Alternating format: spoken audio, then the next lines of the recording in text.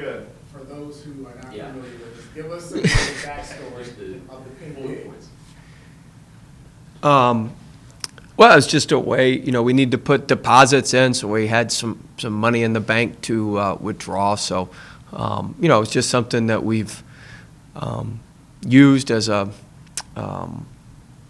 a prop, so to speak, to let our guys know that you got to put deposits in. So we had 3 perfect days before we went to St. Louis. We had a perfect day yesterday, so that was good. We'll put a quarter in today for yesterday, and it's just symbolic of putting money in the bank. So when we need to in close games or when we need to in tight situations, we've got something to withdraw from. So you put a quarter in each time you have a perfect day with details. Is that Correct. And you take one out when you. No, we don't get that Or complicated they now. stand there? I'm not a banker. I mean, we're just that's right, Tim, right? I'm not a banker, correct? There was another adjective involved in that, but that's all right. I'm not a banker. So no, we definitely need to put some more deposits in because we took some withdrawals out at St. Joe's the other day. So we needed to have some more deposits in there, and our guys did that. So what are you gonna do with the money? Like buy a sandwich that you split 16 ways? Hank, I haven't thought that far ahead. I hope we got enough money in there to buy something. All right, so that's not been the sole reason for this 7-game winning streak. So what have been other factors for you guys to get on this roll? So, 6, I'm sorry. 6. I like the foreshadowing. The 6-game winning streak, I'm sorry. I think we've kind of found who we are. We're playing inside out. We've really limited. The St. Louis game was the least amount of poor offensive possessions we've had all year. We only had 4 where we took really, really poor shots. We'd been in the 10 to 12 range, and we had talked about decreasing those big time. Because our poor possessions, we shoot 25%. Our good possessions, we shoot about 61%. So we've been talking about trying to increase those 60% possessions and decrease to 25% possessions. So even though St. Louis wasn't as high of a possession game as we've been playing, we were pretty efficient with what we were doing, and thought we did a great job milking the lead down the stretch. We moved that thing 3 to 4 sides, got wide open looks, got Mo in the paint. But really, it's just playing inside out, pounding the paint, having an offensive identity, and then our defense is certainly coming along. We've been better. We were as good as we've been against St. Louis defensively, and hopefully we can continue that. How much was offensive emergence in 3 of the last 4 games anyway kind of represented his understanding of what you want him to do or your increased focus on getting him the ball? Well, I think Mo's a sharp guy. He's got tremendous basketball IQ. I mean, he had 4 assists, no turnovers the other day. So, I mean, anytime you got somebody with that type feel who can, it's a tough cover. We're getting it to him deep in the paint. He's either scoring or getting fouled. He's shooting it almost 75% from the foul line. And then if you double cover him, he's able to kick that thing out to the weak side, and we've got good enough shooters out there. So, he's certainly worked hard at it. Our team believes in him. And, one thing that's critical when you got somebody like that, they can't be a black hole. So you can't just throw it in there and they think he's going to shoot it every time. They know he's going to make a good decision. If it's there, he's going to go one-on-one and score. If it's not, he's going to kick it out. And, they've got confidence in him, and he's got confidence in himself that he's built through working. And, we're in a groove right now with it. Do you think it took him a while to understand that that's really how you wanted him to approach that? Because we I talked don't know. about doing that last year, but there wasn't much of it. You'd have to ask him. I don't know. I mean, I've been pretty forthright. I don't really hide much. So, I mean, we've said from the get-go we want to pound that thing in, and I think we've done a pretty good job of that. We got 2 pretty good options with him and Hamdi, and we just need one of them to be on every day. One of the things you have stressed to us a lot was the defensive performance in the second half. During this run, how pleased have you been with the defense in the second half? We've been better. We were really good until the end at St. Louis. We gave up, I think, 12 or 13 points in the last 2.5 minutes of the St. Louis game. But, we've been better. We're communicating better. I thought what was really promising at St. Louis is we got off to a great start to the game. We hadn't gotten off to a great start at St. Joe's. We didn't get off to a great start of the half, but we got off to good starts to the game and to the half at St. Louis. That was a point of emphasis. We had worked on that in practice. So I thought that was good. One thing about this team is they're pretty good at correcting, what's been wrong and adding to it. So we just can't have any slippage. But, we couldn't get the ball moving side to side on offense to start the year. Now we got it moving side to side. Then we couldn't get it inside. Now we got it moving side to side and it's going inside. And now we've got it moving side to side and going inside, and we're making the right decision. So we've been pretty good at building and correcting what we need to correct.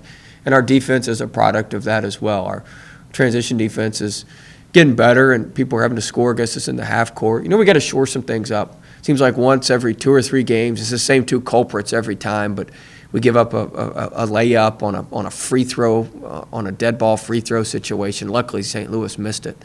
But, we got to get that corrected. That's something that we can't have continue to happen. So, but I think our guys will. They've been really good at when we've identified problems, attacking those problems and correcting those problems. Is this a better, I know you were out of the league the last couple of years, but is this a better Fordham team? Much. Than they have been? Really good talent, excellent coaching. Kid Rooms, he's about as efficient of offensive player as you'll see. Tremendous big guy. Good guard play. They shoot it really well from 3, almost 39%, 38.5%. So, no, much better team. Very, very good scheme. Very, very good coach. And, it'll be a good game tomorrow night. With feeding the post, is this kind of what we were talking about in a non-conference when you said formulas play, but we're facing, size like Cincinnati and Florida State? You said you can't really feed the post when a guy, you turn around and you have a 7-1 or a 7-3 guy, but in the league we'll be facing 6-8 guys. Yeah. Yeah, I knew our numbers would even out. I knew we'd hit on the right stuff, We just Florida State, we couldn't really throw it inside at all. Cincinnati, we tried to a little bit, and we were able to score a little bit. Cincinnati, we scored 62 points, and Mel didn't score. But we were able to manufacture them some other ways. I felt pretty good about things after that game. I felt like we were moving in a positive direction, and I knew we'd, you got to find the right formula every year with every team, and I felt like we had found it after that Cincinnati game. You were pretty frustrated in non-conference with the ones that you didn't get, which were all probably games that you weren't favored to get. How much more comfortable are you now that you guys are on kind of a nice roll, and you haven't lost a game you're supposed to win? That's a good sign. Well, I think we're supposed to win them all. Yeah, I know. I'm never real comfortable. We've got a lot of work to do. We got to keep the pedal to the metal now. We got to drive it through the floorboard here. We can't let up at all. Sure, we're winning some games, but we've got to continue to understand why we're winning games. The details. We're taking care of the details much better than we were early on in the season, and we're understanding what it takes to win, and we've got to keep doing that. Our margins are not very. This ain't the most talented VCU squad you've ever seen, right? You've been following a while of time. We're not just rolling out there with pros or D League guys. We're, if we lose our edge or lose our details, we're a pedestrian team very, very quickly. If we play with the toughness, we play with an edge, we play with the right formula, we do things right, we've got a chance to be good in the league. But we're not. We're not just rolling out there with just out talenting everybody. But I think we got to be on edge. This is we've got no margins for error. We've got 0 margins for error. So we've got to be ready to go every day. Coach, with Jordan being out at least for the foreseeable future. Oh yeah, I told you guys I'd update you guys on that today. He'll be out probably a couple of weeks. So he saw the doctor yesterday. It'll probably be a couple of weeks. It's basically what happened to Justin Anderson last year at Virginia, for kind of similar to that. Not quite as bad, I don't think. I'm not as familiar with Justin's injury, but That's the way it was described to me. So, but it'll be a couple weeks. Tim, I know you love your injury update, so I thought I'd get that out there to you.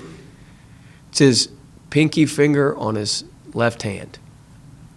It doesn't sound like much, but you can't catch the ball. It's not one of those things where you can just, tape it or, I'm not a doctor or anything, but, you can't just tape it together because any impact on it is bad and makes and is an issue. So he's a tough kid. He played the last 2 minutes of the St. Joe's game with it. We subbed him in and out because we knew he couldn't shoot. So anytime we went on offense, we subbed him out.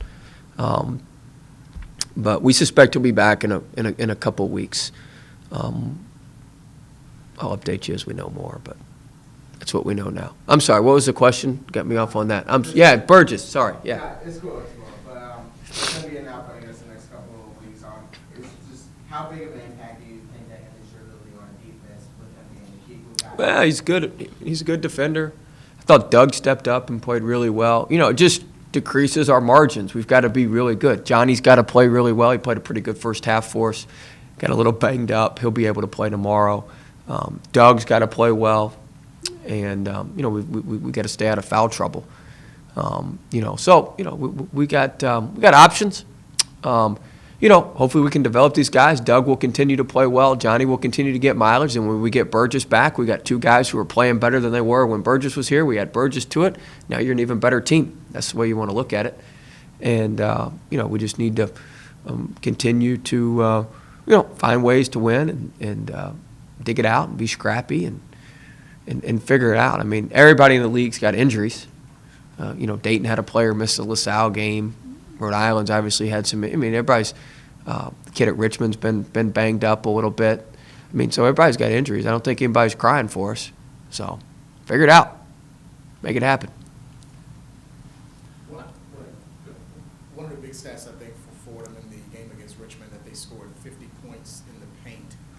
And I think Richmond scored like 24 or 26. How will you try to shore that up so they don't become that effective in the paint? Yeah, they play a really unique style, so it's tough to get in the paint against them on offense.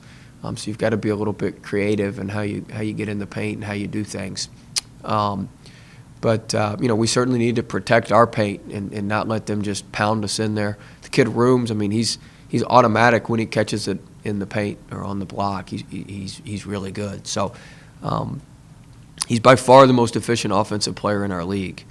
And he's in the top 30 nationally in a lot of those categories. So he's a good player, and we need to do a good job on him and limit him on the offensive glass as well. Watched the game last night? Yeah. Tough. Details, special teams, details. Our special teams bit us. I didn't ask you what time you get up I was up early. Early. I know it's early, but to win those two road games back to back at St. Joe's and St. Louis, how big of a statement is that for you guys in the league? Oh, I don't know. It was two good road wins. It was a good road sweep. I think us and Bonaventure are the only two that are 2-0 on the road in the league. So that was good. And it was two good road wins. St. Louis had a good crowd in there. They had 9,000 in there, I think. What was it? 8-something, 9 and some change. It was a good road win. You always want to, anytime you can get a road sweep during a week, that's a good week in conference play. So just proud of our guys and certainly gotten us off to a 3-0 start in the league, but don't give any trophies for that. So got to keep moving forward. Thank you. All right.